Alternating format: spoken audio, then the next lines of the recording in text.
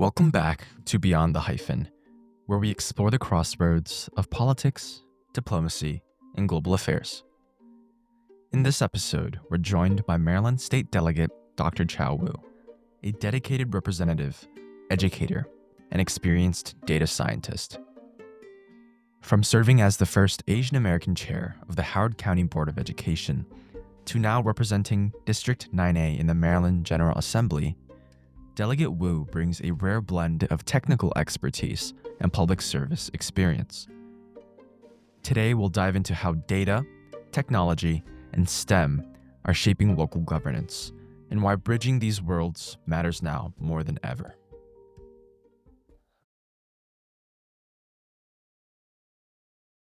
Delegate Wu, we're so excited to have you here.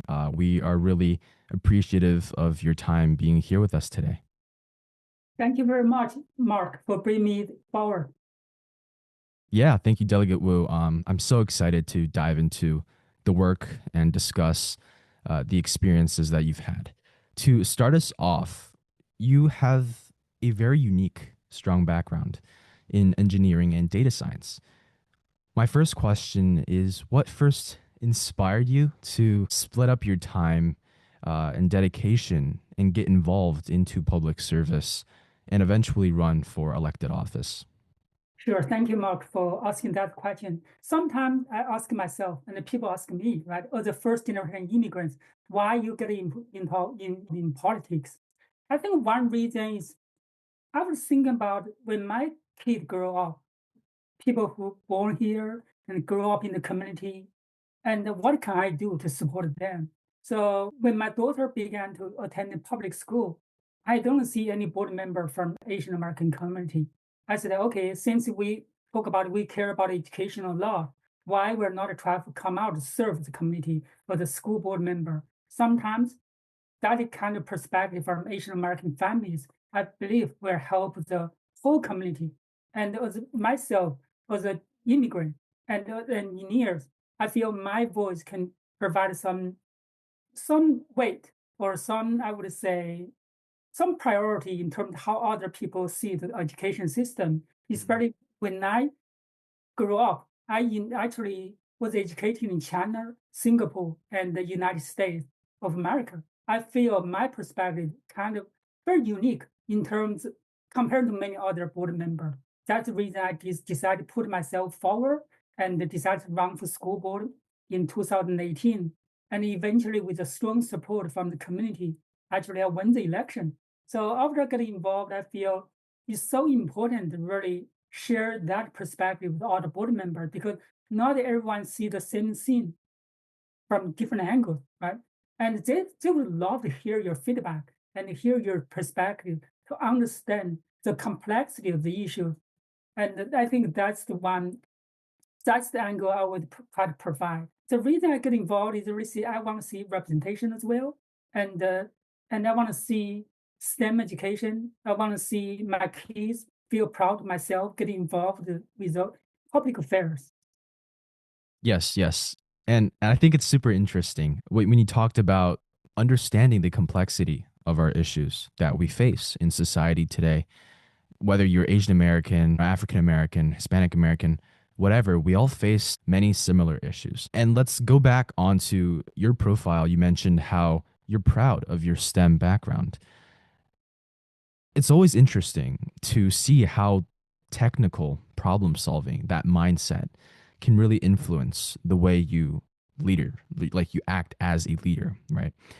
From your perspective, how does having a STEM education and profile change the way you approach policymaking? Or how do you feel is different from the more common backgrounds of policymakers, such as lawyers or business owners? Sure.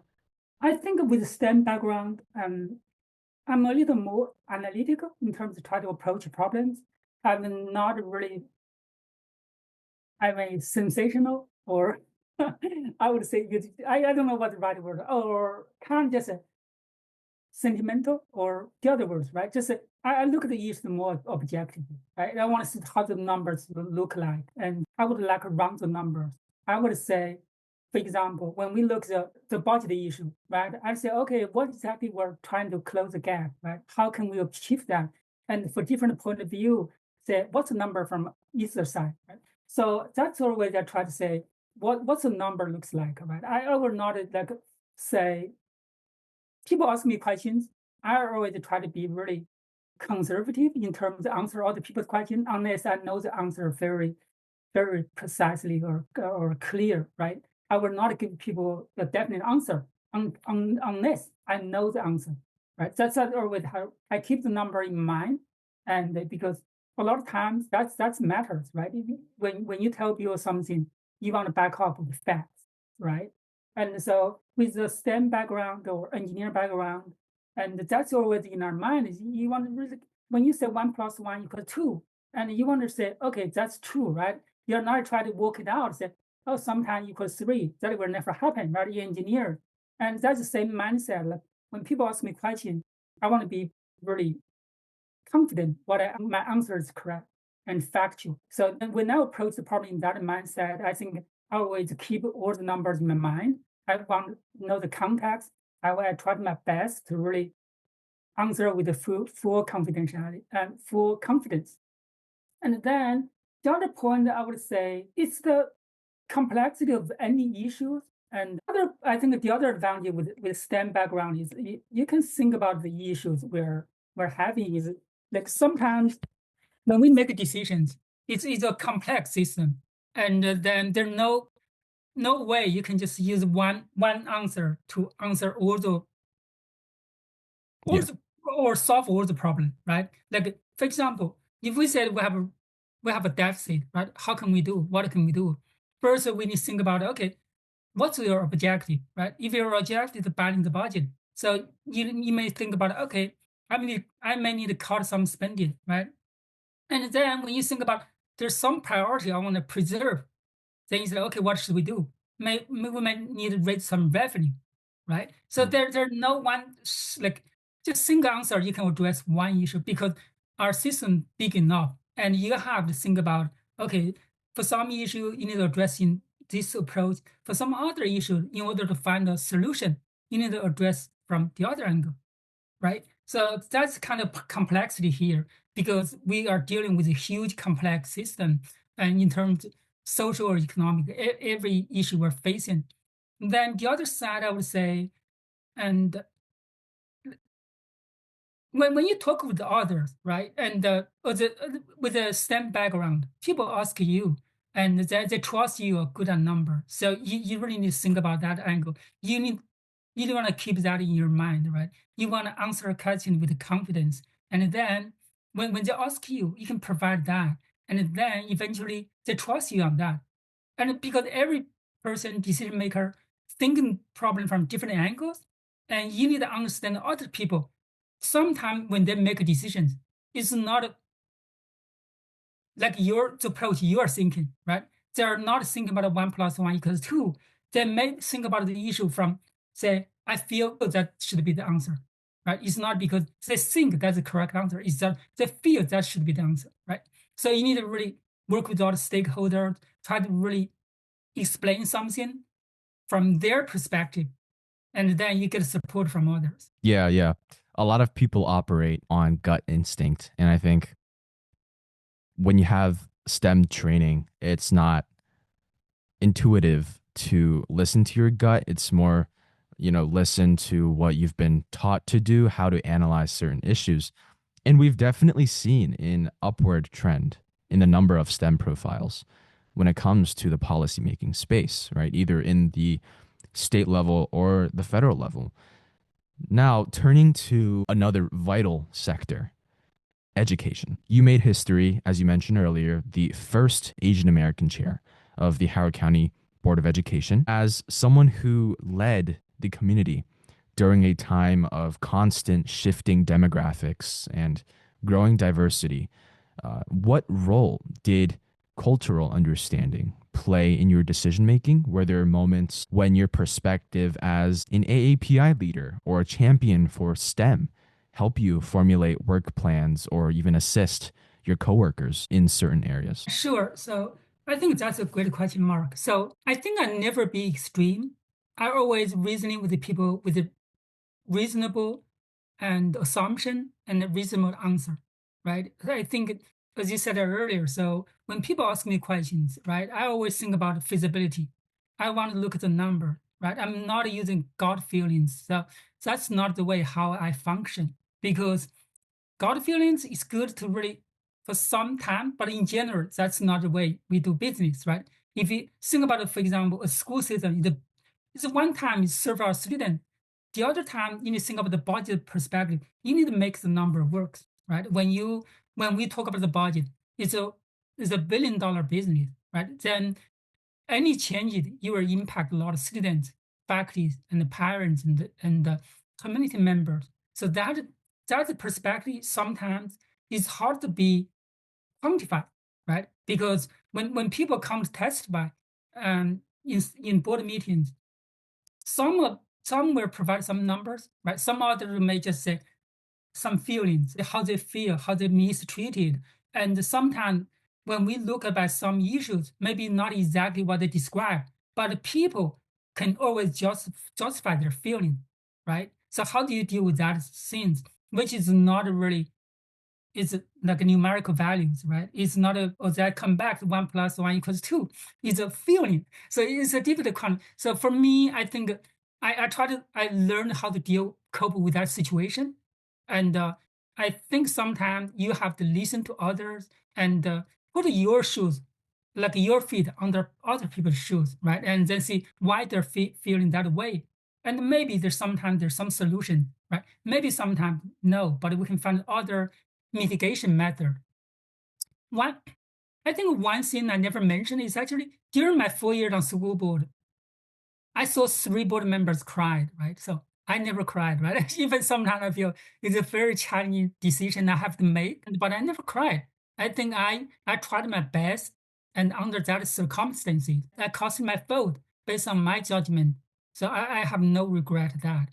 And I try to work with every board member, especially the chair, because every board members think about issues from different angles. Eventually, I always ask some board members, what exactly do you want? What exactly do you want? And if we see whether we can find a solution for you, right? Sometimes some board members can talk to us for like 10 minutes and I don't know what exactly they want, right? So I just say, what exactly do you want, right? Put that forward. Then we can work together, see what we can achieve, right? So as long as you understand what other board members think about that and what do they want, and actually then it will be easier to find a solution or common ground. Yeah, absolutely.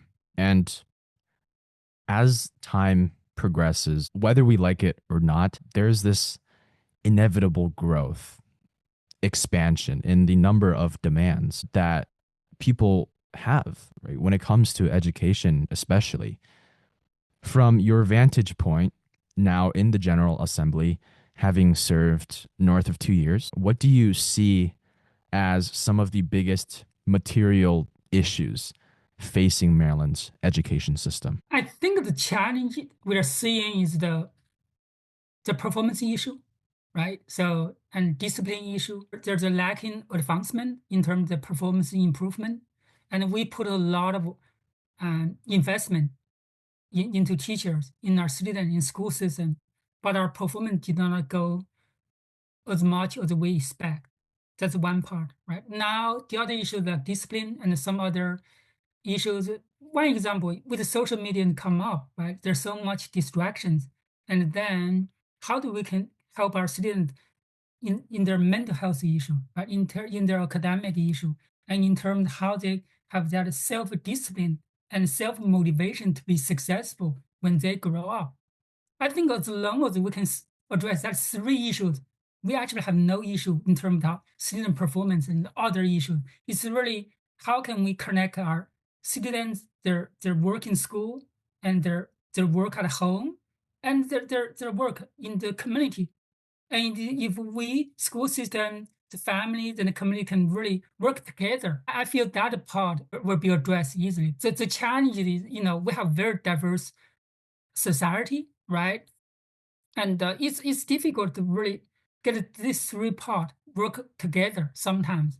And then when any part of it is missing, then it will be challenging for one part to do all the things other part are not doing. So sometimes I feel we ask our school system to do too much. We put everything in school system, say, you should do A, do B, do three. But some functionality actually come back to the family, come back to the community, right? And that's the reason sometimes teachers feel a little overwhelmed as well. And how can we address that kind of issue? I think is something is is a very challenging issue, and we don't know a good answer, and we're continue to look for an answer. Right? It may take a while to really say what we can do very concretely, step by step, and we want to see some tangible advancement, tangible improvement. Then from lawmakers, then we can say our investment really make a difference. I think that's one part from we call it community school. That's one advancement or improvement I can see from Blueprint, for example, and a lot of schools and with the investment there, and we see our student performance get better, right? Their graduation rate and their school rating gets much better. I can see the improvement there. Then as the lawmakers and the people put the money there, we feel our effort actually come to fruit. That's the part I feel proud of that. And I still feel there's a long way to go as well. Yes, you mentioned dollars, spending capital investment into the system and kind of balancing those demands from different areas. And a lot of those responsibilities, as you mentioned, does lie on people who are not the policymakers. But when you look at how education dollars are allocated at the state and local level, from your perspective, are there areas where you think Maryland is overinvesting or underinvesting? There's never over investment in education. And because I feel education is the most important equalizer of the society, it's very public education. And because some families are doing better, some other families are doing a little worse, right? So education is where we can put the resources there to serve the student in school. And the public education, I feel, provide that bridge, right? Otherwise, a lot of people will not really make out to be successful in the future. I believe school should be there to help them and help them actually help the society, right? We're part of the society. If some student not succeeding, actually the society will bear the cost, right? So I personally feel there are several parts we can do better. One is about the compensation for our teachers. I definitely feel we should pay our teachers better and to be a very, I would say, it's not top notch, but at least very rewarding or well paid jobs, right? Otherwise, we have an issue right now. We don't have a lot of new high school graduates going to teaching. Then that means we have less people to really come to the career, right? The other part, like provide a really welcoming working environment for our teachers. That's the part I come back earlier said we put too much pressure on the school system to address some issues which shouldn't be addressed by the school. And that should be functionality of the community, of the family. But we put all the burden in school, ask the school to address those issues. And then we put a lot of regulations and guidelines for teachers how to do or what to do, and a lot of requirement for the administrators. And then they just feel there's so much stuff coming to the schools in every year. So that's the challenging part, right? If and there's the issue related. One part is about new teacher retention, and there's a huge amount of teacher after they didn't finish 3 years. Like when they come out of school, come to teach in school, and they didn't stay 3 years, they quit, right? That's a big loss in terms of getting new teachers to join the system. And that's challenging part. Like teacher pay, teacher work environment, I think it's critical. The other part is a little more, I would say, it's a culture issue, right? We need to respect our teachers. And that's part sometimes I feel is a little lacking. I feel we should build that culture to respect our teachers. They're really educating our younger generation, our children. They deserve the respect from the parents. And sometimes if you go to social media, right, you feel there's no respect for our teacher, unfortunately. I feel really sad to read some posts, and I feel respecting our teacher, even sometimes we don't agree with the school is doing, but the teacher really put their effort there. They're in the classroom, they're helping our kids, and manage a bigger class is not easy. Either elementary school or high school, it just take a lot of effort to be a very successful teacher as well. So we need to respect their work, their profession, and they feel very respected in the community. Yes, yes. Again, there needs to be a better process. And I think this process is continuing to be developed over time with new concerns being brought into light and, of course, new solutions. Now, talking about new solutions, modernization, technology, right? Innovation has been a huge, absolutely huge part in the education process of our students. From your standpoint, what are some ways, smart ways, that school systems could integrate innovation into education, whether it's technology, different ways of approaching certain topics without widening inequalities between different school systems and districts? I think a virtual school is something actually I support. I always think about there should be a like statewide virtual school. And then like when students couldn't go to school, for example, right, they can log in the virtual school. And then that virtual school provide very excellent instruction materials. And then they can just use that approach to really bridge the gap. One example, for example, the GT class, right? Not every school offers the same GT classes, even in Howard County, right? So some students want to, for example, get some like GT Max, right? And like a set and advanced level and two or something. Some schools, some teachers are doing really well teaching, right? Some other school may not offer the same one. And you see, for some school, there may be like 3 or 4 kids are really interesting because they're that low numbers. They couldn't offer the class, right? If we have a statewide, really high quality classes on that level, I think they will not miss that opportunity, right? And then the issue is that, okay, if we have a statewide level, this kind of class, how do we coordinate the schedule? I think the issue is right now, I don't feel the state think about that way. That's the reason we never offered a statewide like curriculum and this virtual classroom. And the thing about it, there are 5 to 10% students are not in school every day because of various issues, right? And if we can offer a statewide and this virtual classroom, I feel it's really beneficial to the whole state. And first, it offers that diversity of classes for all students who can log in, they can log in. The other part is really cost effective, right? Because individual school students, they couldn't do that. But if the state put the resources there, think about the scale of the cost, right? The cost per student will go down dramatically. And that part, it'll be very, and it is very good in terms of the physical part, right? So the third one, I would say virtual classroom can really change, improve, and adapt quickly, right? So like we can get the best teacher from the state, say, okay, we find you to develop some virtual classroom, right? And then we can observe and we can get feedback how students feel good about it or bad about it, and then we can change.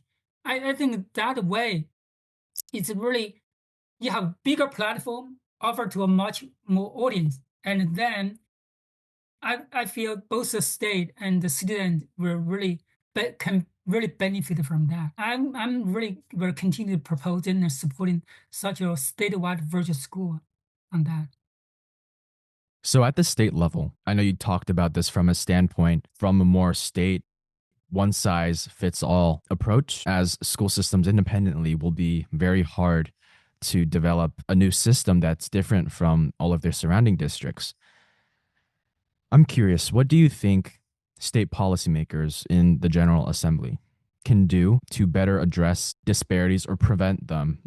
Like, does the focus tend to remain on one solution for every district, every region, or does it more tailor toward specific issues, specific regions? It depends, right? So if I think about a virtual school, I definitely feel is a statewide virtual school is more feasible. And just think about the cost of economy, right? In terms of scale. And but for many other issues, the local control issue, we definitely want a school to focus on individual school district because each school district is different. Each high school will be different too. And those students, those teachers know their community better than the statewide. But for virtual school, it's different, right? Think about that because we're offering some is most in terms of knowledge base, right? It's not a community based. It's not about socializing. It's not about building relationship. It's knowledge sharing. That's kind of different, right? So there's no one solution fits everything, right? So it depends on different issues. You may have a statewide solution. For some other issues, you may need to have that district-wide decision to make your individual choice, individual decision in your school based. So there's no single solution or no silver bullet. Yes. Thinking about disparities, right? Continuing on, it also brings up the importance of how we define success for students. Students are vastly different across different demographics, different school districts, different backgrounds, and different surroundings in the everyday school environment. Beyond standardized tests and traditional metrics, what alternative measures of student success do you think Maryland should be promoting more actively if you believe there should be? Sure. I think we, in general, right, I definitely believe there should be metrics, standardized metrics. Otherwise, you have no idea what's happening on the ground, right? So you need to have a way to really see the performance. I think we have been always compare the students with other student groups, school with other school. One part we're missing or the state is not doing enough. Like look at students itself, right? So are they advancing from last year to next year, right? Are they doing better in the third grade to fifth grade to 10th grade, right? In your school, for example, if you have 1,000 students, and right now we're comparing that 1,000 students with another school district and say, okay, how they are doing between school district, between school. But for that 1,000 students in that school, do we see 500 students actually make a significant progress and the other 400 didn't make a progress, right? Or the other 100 and it's kind of stay the same place, or we see every student make a little progress. I think that's the part we're not doing a good job, and that part eventually students should be treated as individual, and whether they succeed or not, whether they're making progress. I think we need to put some efforts, some weight in terms of how to evaluate our performance. Some students, if they're doing really well in sports, right? And then eventually they play in the NBA or some other uh, professional leagues, right?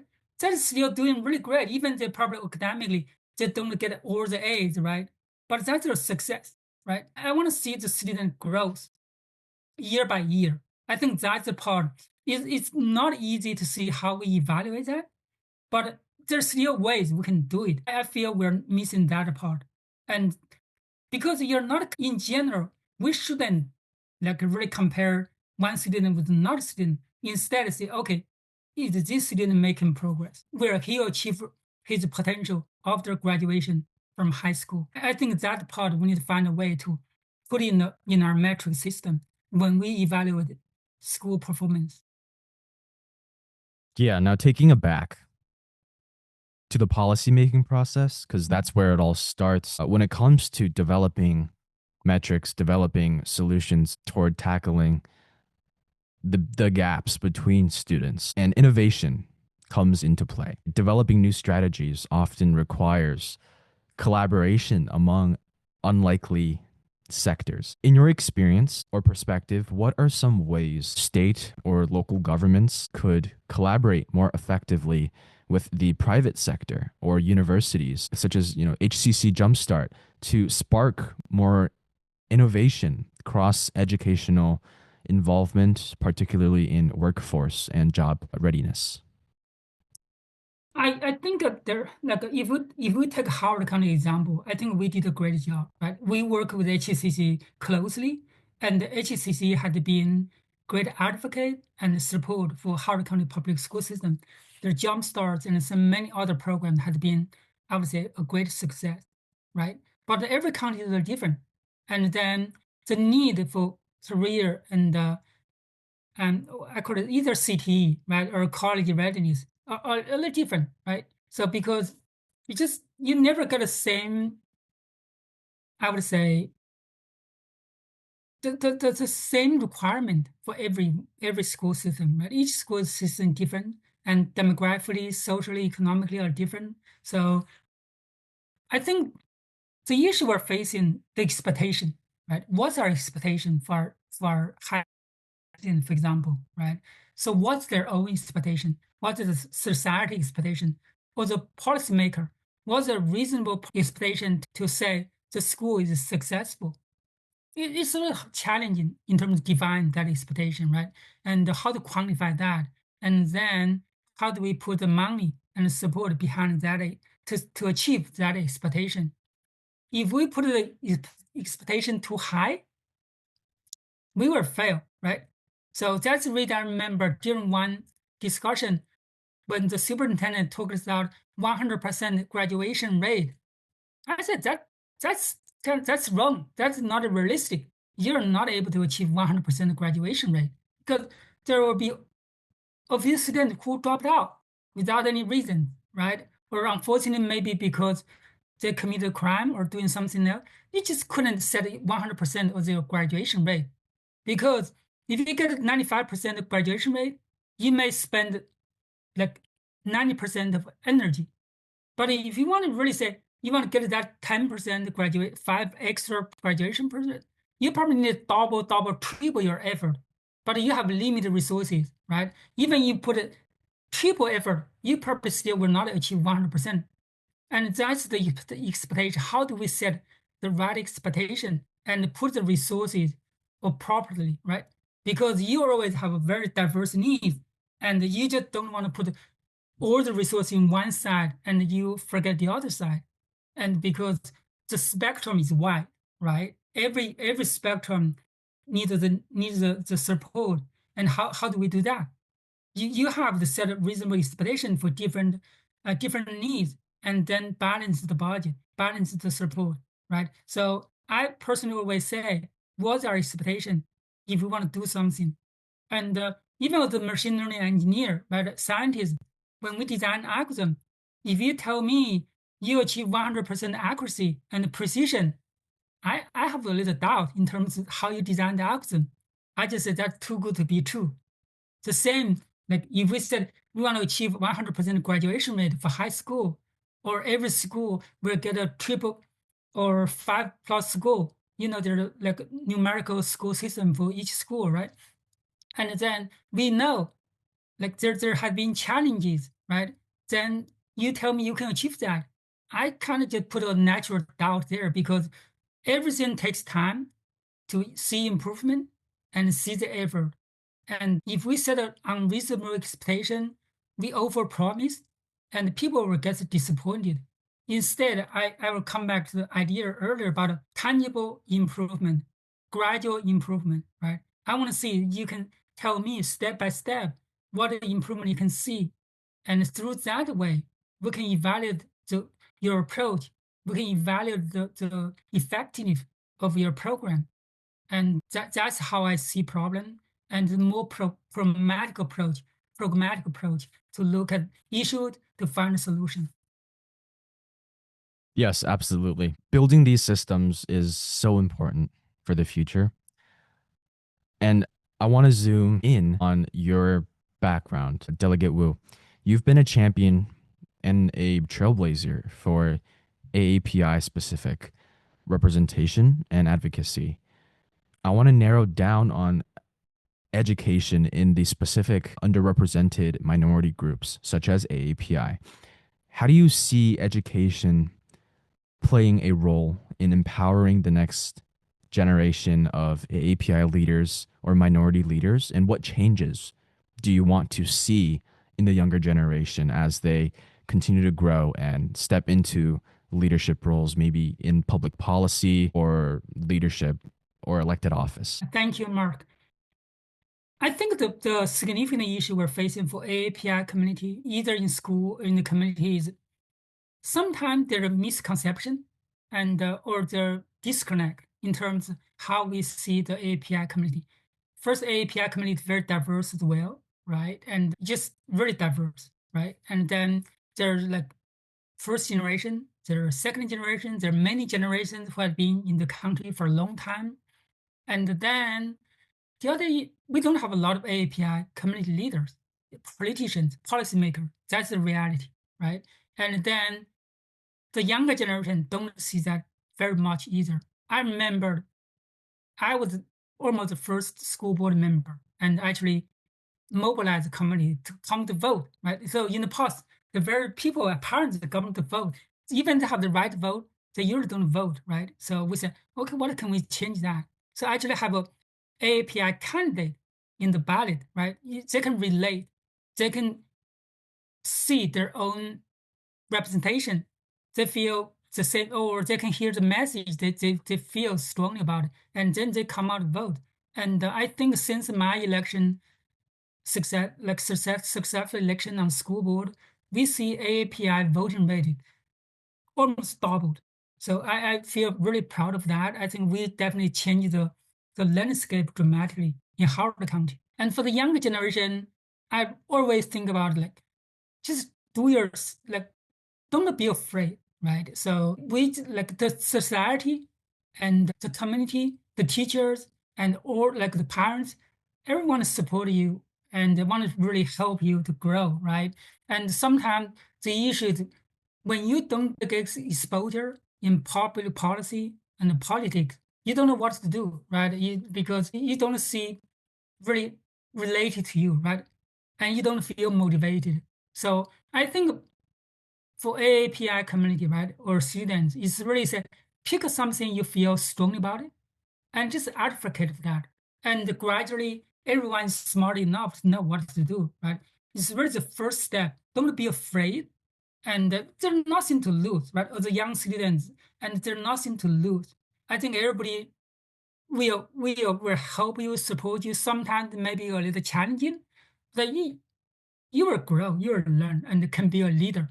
And just that's always my advice to young students. And that's the reason I always take interns as well. I want to listen to them. I want to hear what they're thinking. I want to guide them as well. And because younger generation is our future, we want our future leaders and community members to both be a hardworking people at the same time with that vision to lead and with the experience they develop over their school, over their work, and become our future leader. Yes, absolutely.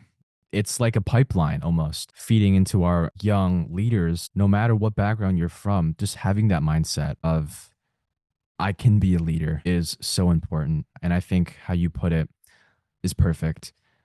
To wrap our conversation up, Delegate Wu, I want to address what's beyond specific policies or issues. There's the larger question of public trust in government. It's on a lot of young people's minds. It's on a lot of working age people's minds and even our elders. We need to make sure that our constituents and citizens believe, truly trust the institutions serving them. And that may be unrealistic in certain times. From your perspective, what steps can be taken either by policymakers or community leaders to rebuild and strengthen public trust, especially among our younger generations who will ultimately bear the consequences and inherit the decisions we make in the present? That's a really, I would say, there's no answer to that, unfortunately, right? I grew up in China and I lived in Singapore, and now this is my 22 years in the United States. I see all the society change dramatically over the years, right? And the United States is not the same United States when I came here in 2003. And I would really encourage like people approach their policymakers, right? For example, myself, right, I always love to hear from people.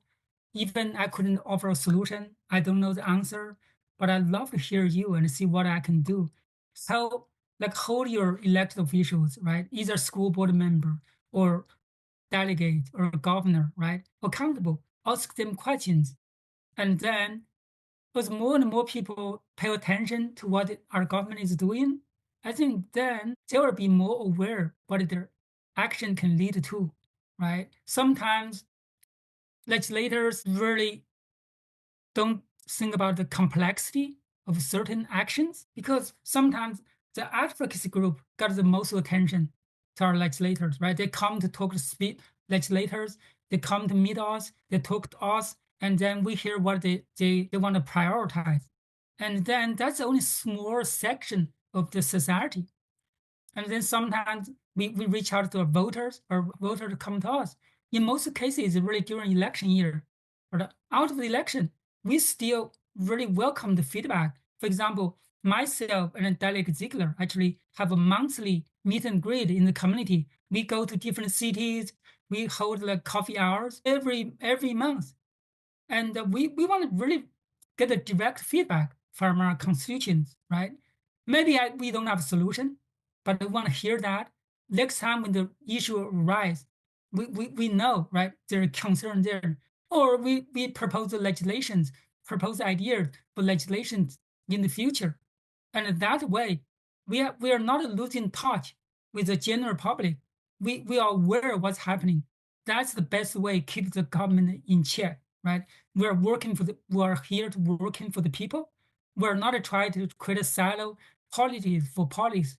Instead, we see the issue, we try to find a solution, right? I think there's no easy solution because the social media sometimes get a sensational topics and we forget every coin has two sides, right? If we feel something too dramatic or maybe there's something fishy there, right? Think about the other side as well. That's always put your foot in other people's shoe. Think about how they think about it, right?